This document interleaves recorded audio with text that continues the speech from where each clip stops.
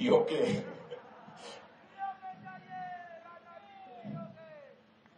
धैर्य रखिए, धैर्य रखिए। मेरे बहनों भाइयों, चुनाव चल रहा है। चुनाव में स्वाभाविक है सारी राजनीतिक पार्टियां आपके पास आएंगी और आपसे अपनी अपनी बातें रखेंगी। हम आएंगे तो यह कर देंगे, हम आएंगे तो वह कर देंगे। लेकिन भारतीय जनता पार्टी के बारे में मैं कहना चाहूंगा, भारतीय जनता पार्टी के राजनीतिक इतिहास के पन्नों को पलटकर आप देखें। भारतीय जनता पार्टी एक ऐसी राजनीतिक पार्टी है मेरे बहनों भाइयों, जो कहती है वो करती है।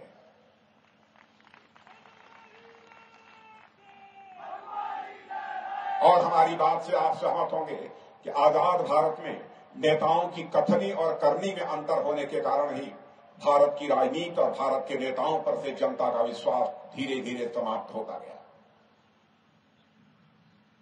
और यह भारत की राजनीति में जो विश्वास का संकट पैदा हुआ, इसे चुनौती के रूप में किसी राजनीतिक पार्टी ने स्वीकार किया है तो मैं दावे के साथ कह सकता हूं, यह हमारी और आपकी राजनीतिक पार्टी भारतीय जनता पार्टी ने इसे स्वीकार किया है। मुझे याद है कि 2014 में जब मैं पार्टी का राष्ट्रीय अध्यक्ष था, मोदी जी प्रधानमंत्री के लिए कैंडिडेट के रूप में उस समय प्रोजेक्ट हुए थे। चुनावी घोषणा पत्र बन रहा था।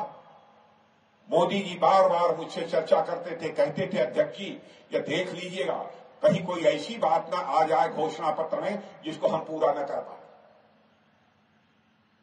माने बराबर इस बात की चिंता उन्हें सता रही थी, कहीं कोई ऐसी चीज घोषणा पत्र में न आ जाए जिसको हम पूरा न कर सकें और विश्वास का संकट जो भारत की राजनीति में हो और अधिक गहरा हो जाए।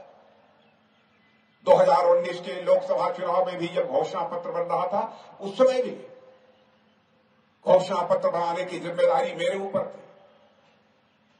बराबर सजग रहते थे हमारे प्रधानमंत्री मोदी जी, राजनाथ जी ध्यान रखिएगा वही चीजें आनी चाहिए कि सरकार बनने के बाद जिसे हम पूरा कर सकें।